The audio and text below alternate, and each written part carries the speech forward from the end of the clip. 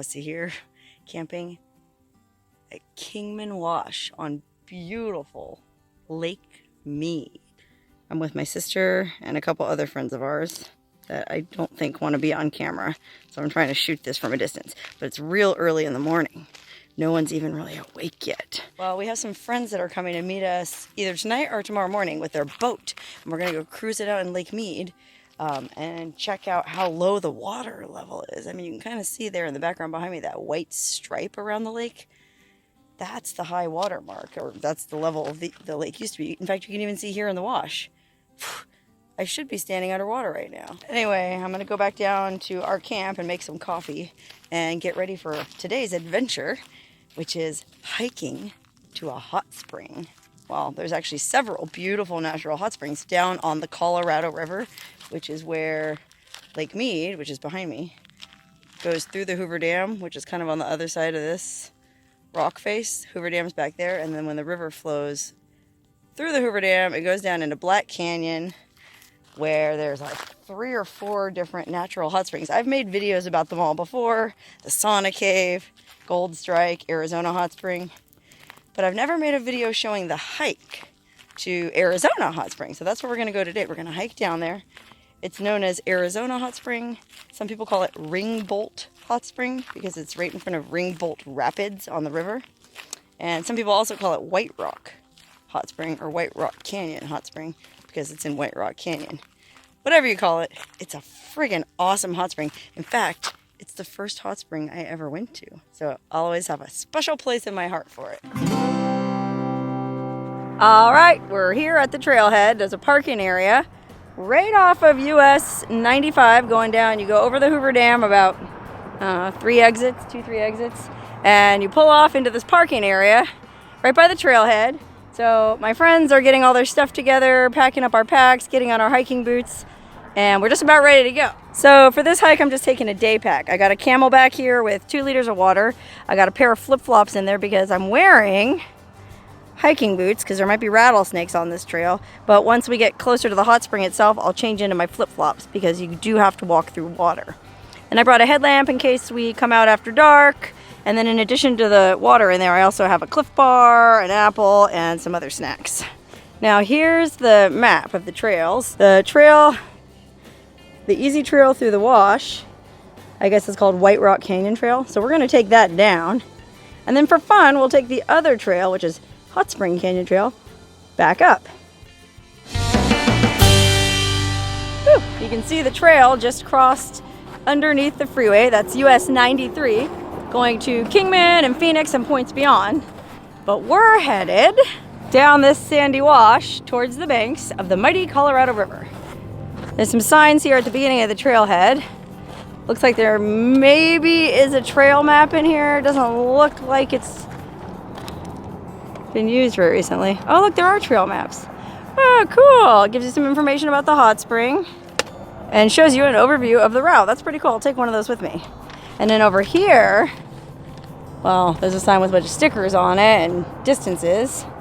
But there's also a sign warning you about the flesh-eating Naegleria fowleri. I'm not sure how you pronounce it actually, but it's a brain-eating amoeba that lives in any standing water above a certain temperature. Not just hot spring pools, also lakes and rivers. So you just want to be careful not to get your nose underwater whenever you're bathing in a body of water that's over a certain temperature. And it's not that warm of a temperature, to be honest. I don't know what it is, but it's actually like Lake Havasu is warm enough to harbor this amoeba. So it's just good practice to not get water in your nose at these places. Pretty simple. I mean, you can submerge your head if you just plug your nose, but even better, just keep your chin above the waterline. Oh wow, look what I found over here. This is terrible. It's a little coyote skull. Oh my goodness, look at it. Poor little feller. Well, that's nature. So you can see the trail is pretty easy, just soft, sandy gravel. And I wrapped up my little trail buddy here in that trail map, so I got it for a reason. You can see it's just a beautiful blue sunny day to do this hike. It's October 4th, which is pretty much the perfect time of year to do this hike. You wouldn't want to try it in summertime, and in fact, They even closed the trail between, I think, Memorial Day and September 30th because it gets so friggin' hot down here that people die every year trying to hike to these hot springs in the summertime because, well, most of the time they don't bring enough water and they end up getting heat stroke or dehydrating and unfortunately passing away. So the Park Service closes the trail down altogether for the summer, but they just reopened it 4 days ago, and we're here to take advantage of that.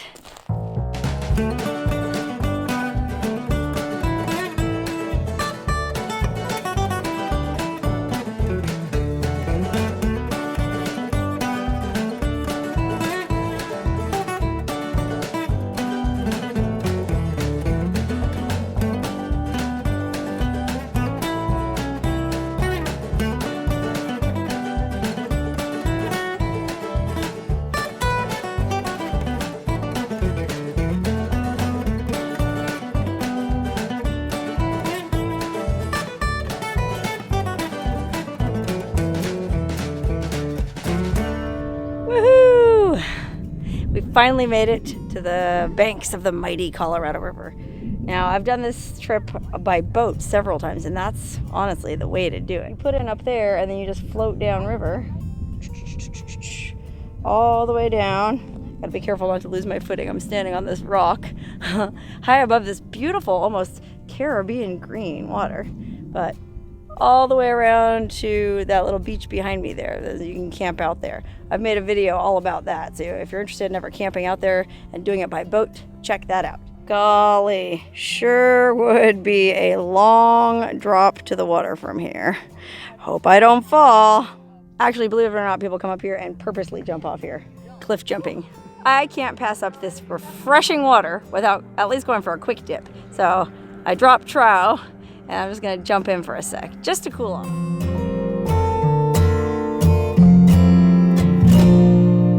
Whew, okay, dip is over. I went ahead and changed into my swimsuit. Now, normally I like soaking in the hot springs au natural, as you know. But it's a Friday, and there's a lot of people here, and there's a bunch of hikers that just came in.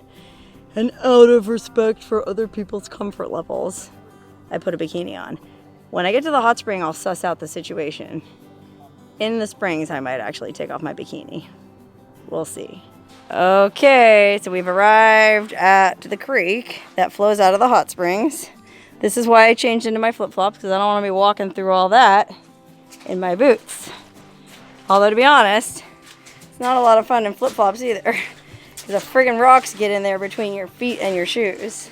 In fact, I just took my flip-flops off because it was kind of annoying and kept getting rocks in there. So I'm just gonna try to do the rest of the trail barefoot.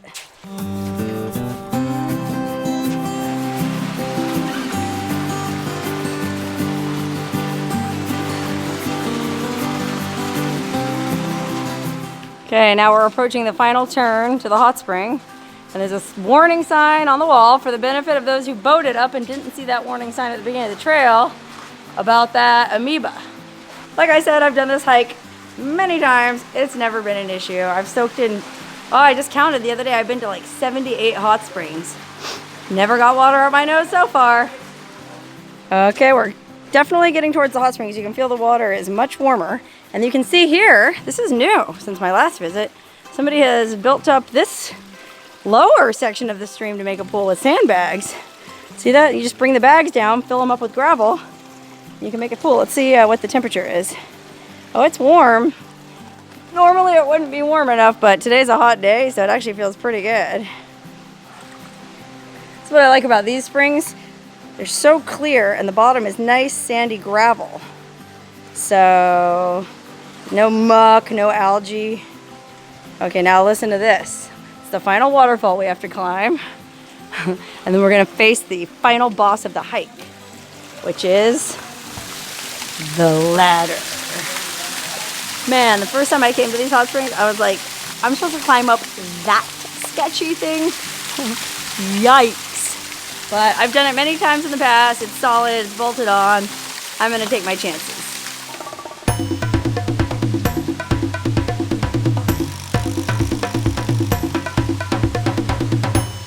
All right, we're at the springs. I'm taking off my swimsuit because there's another nude soaker here already, so I feel like the precedent has been established. Now, if anybody comes through and asks me to put my suit on, I'll oblige. But for now, I'm gonna relax in the hot tub with a drink. But like I said, I'm not wearing any clothing, so I have to be very careful with my crop here. Stay above the equator.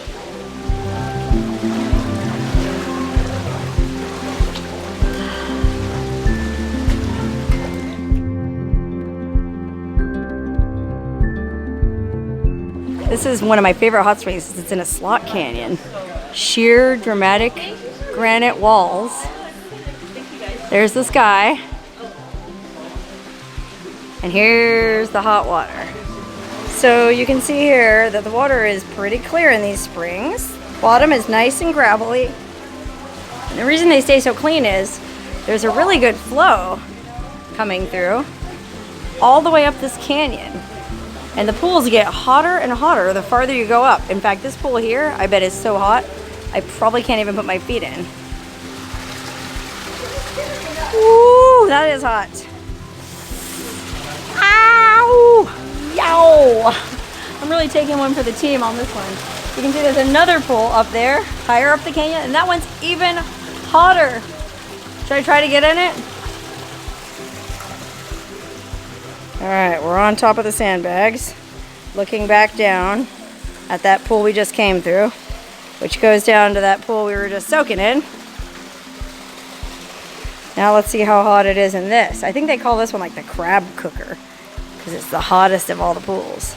But this is also the way we're gonna have to go to get out of here if we want to take that other trail out and make it a loop hike. The other trail comes in above the springs. And the downside to that trail, well, the upside to that trail is you don't have to climb that creepy ladder. The downside is you have to hike through these super hot spring pools. Let's see. Woo! Oh my gosh, yowzers. This is really hot. I gotta get through here quick. Ah, ooh, ooh, ooh. Oh my gosh, it's burning my feet. No kidding. Ow, ow. Oh my gosh, that really was hot. So if we decide to hike out this way, which I think we're going to, we're gonna have to hike through all that, up this last waterfall. And then the creek flows a little bit farther up. Oh, you can see here, this is where the source is. This is where it's flowing directly out of the side of the mountain. See that? That's the source of all this craziness right there. Comes pouring out at a steady rate. And then it flows down, down, down, down, and down. Now there are a couple of other little seeps up here. Like you can see, there's a real tiny little flow coming out there as well. But the main gusher is right there. Okay, well, I'm gonna go back down and soak with my friends. We were only planning on staying here a few hours before hiking back out, but unfortunately, my Fitbit, which said it was waterproof, isn't waterproof, and it quit working, so I don't know what time it is.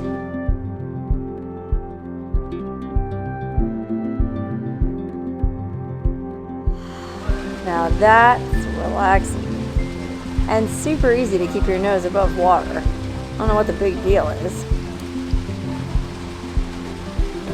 Okay, I'm gonna put my phone back in my pack, but as I came over here to my pack, it just looked kind of funny. Look at my pack. Okay, before I show you my bag, I saw something else interesting here, this traffic cone. And you're probably wondering, why is there a traffic cone up here at these hot springs? Well, it's very useful to have a sawed-off traffic cone when you're filling sandbags to shore up a hot spring pool. Now I have to be real careful not to shoot any higher than this because my sister and all her friends are sitting there naked. But basically sandbags are used to shore up the hot spring. And in fact, the guy who built up this hot spring is sitting there next to my sister right now. Really cool guy. He does all this as a volunteer out of the goodness of his heart. He brings all these empty sandbags up here and fills them with gravel using this traffic cone. He lays an empty sandbag inside the cone and he folds it over the edges, fills it with gravel until it reaches the top of the cone, and that's exactly half the sandbag. Then he ties it off and it's ready to go. So if you're looking for a handy way to fill sandbags, you can't go wrong using a sawed-off orange traffic cone. Bonus tip of the day. Anyway, back to my bag. I meant to show you my backpack because it does look real creepy. Look, here's my camelback, my empty can, and my poor little coyote skull peeking out. Yikes. All right, well, it's about 4 o'clock. Oh, I'm still in the habit of looking at my Fitbit. Anyways, it's almost 4 o'clock, so we decided might as well start hiking back out. If we go back to our campsite at the lake, we can soak in the nice cold water of Lake Mead. Because after this hike out, we are gonna need it. I think it's only supposed to be about 88 or 90 degrees today, but hiking in that kind of weather, we're gonna get sweaty. So it's time to say goodbye to these beautiful hot springs for now, until we meet again, and hike on up out the other way. So basically this trail just continues up past where the first hot spring starts and follows through the slot canyon back up to the highway.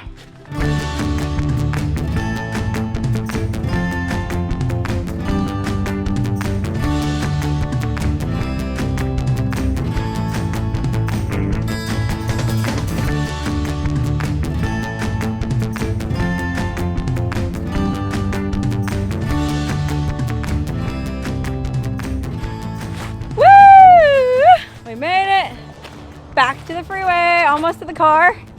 And bonus, I picked up my 5th piece of litter. When I'm hiking, I like to try to pick up 5 pieces of trash to throw away, because I feel like 5 pieces isn't such a big deal. It's manageable. And if everyone did it, our trails and wilderness areas would look a lot better. Okay, oh my God, on our way back to camp, we had to stop on the road down to the wash because we saw a bunch of bighorn sheep. Holy wow, check this out. These guys are really shy and they're really hard to spot most of the time, but look, there's a whole bunch of them just hanging out here. I'm gonna zoom in. Oh wow, look how cool they are. That's the Nevada state animal. They're very rare. You don't usually see them.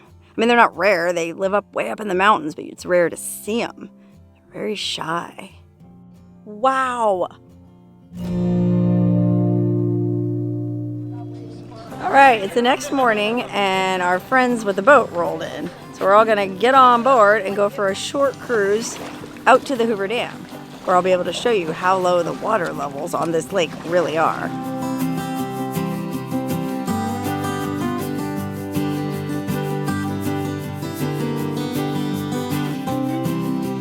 Okay, now we're pulling up at the Hoover Dam. That delicate concrete barrier is what's holding back this entire ginormous body of water. And when you think of how much weight that is from all this water, that is pretty impressive. Pretty impressive feat of engineering. What's interesting is too, you can see those 2 intake towers on either side of the dam. Well, the water level of the lake is supposed to go all the way to the top of that dam. Woo! So that's actually kind of an interesting way to measure it, how far down it is. Well, it's later in the day and we cruised out across the lake to a place called Sandy Cove, I think, or Sandy Beach. I don't know, it's sandy. There's a couple of toilets. People camp out and party here. But all along the way here, it was the same story. How low the water level is. In fact, I think where I'm standing now, I might have been underwater 10 years ago. Yikes! Such a beautiful lake, and hiking along the river yesterday was so beautiful, and the hot springs. The entire Colorado River water system is absolutely amazing, and gosh, I sure hope they figure something out, because this is not good. But in the meantime, enjoy it while you can. Hike to the hot springs, go boating on Lake Mead. Basically, just enjoy this awesome desert.